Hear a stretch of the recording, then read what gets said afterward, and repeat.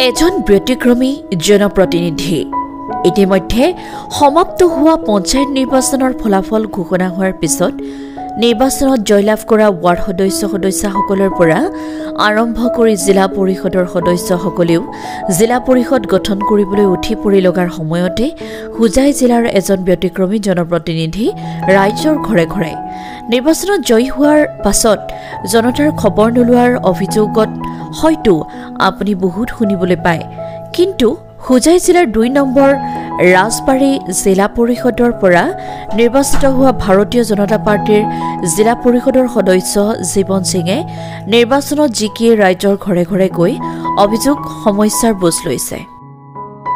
আছিকুৰ ৰহমানৰ report Assam north east news live.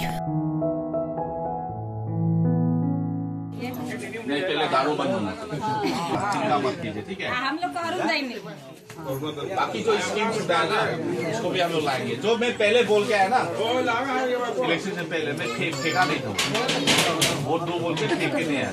नहीं तो हम यहाँ अभी बात नहीं करता हम लोग, ठीक है? वो विश्वास रखिए। हम लोग का महिला बहुत दहेज से है, वो लोग का नहीं मिलता, खाली चावल भी मिलता है, कुछ नहीं मिलता। नहीं वो सब ठीक करेगा, सब ठीक होगा। मैं प्रथमत गाँवे गाँवे गई आसो যোনটো গাঁৱে মোক বিপুল ভোটে মোক জিকালে তাক ধন্যবাদ কৰিব গৈ আছোঁ আৰু প্ৰকৃততে হেতৰ যিমান সমস্যা হয় এইকেইটা সলভ হ'ব লাগে তো সেইটো উদ্দেশ্য লৈ মই নামি দিছোঁ ফিল্ডত। এটা এদিনো প্ৰত্যেকটা দিন মূল্য আছে, দিনতো ৱেষ্ট যাব নালাগে, সেইটো কাৰণে নামি দিছোঁ। আচ্ছা, ৰাজবাৰী যিহেতু আপুনি প্ৰায় 2 মাহৰ পৰা ঘূৰি আছে, প্ৰাথমিক সমস্যাবোৰ কি কি দেখি আছে আপুনি? বেছিভাগ ৰাস্তাৰ প্ৰব্লেম দেখিলোঁ আৰু প্ৰায়ভাগ ৰাস্তা হৈছে, নোহোৱা নহয়। আমাৰ MLA ছাৰো বহুতখিনি কাম কৰি আছে। কিছুমান ফানৰ মানে যিটো আমাৰ ৰুটিন ৱাইজত যিটো ৱৰ্ক অৰ্ডাৰ আহে সেইটো কাৰণে অকণমান ডিলে চলি আছে। তো আমি ভাবোঁ 26ৰ আগে আগে প্ৰায়ভাগ ৰাস্তা কমপ্লিট হৈ যাব, এইটো লৈ একো প্ৰব্লেম নাই।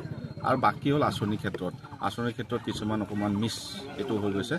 এইকেইটাত আকৌ চবকে ৰিকুৱেষ্ট কৰিছোঁ আকৌ নামকেইটা দি এই আঁচনিকেইটা ল'ব লাগে বাছ। অনাগত সময়ত কেনেকুৱা কাম কৰিব ৰাইজৰ কাৰণে? অনাগত একমাত্ৰ হ'ল উন্নয়ন কৰিব লাগে, ডেভেলপমেণ্ট কৰিব লাগে উইদাউট মানে কাৰাপশ্যন। কিমান বুথত আপুনি জয়লাভ কৰিছে?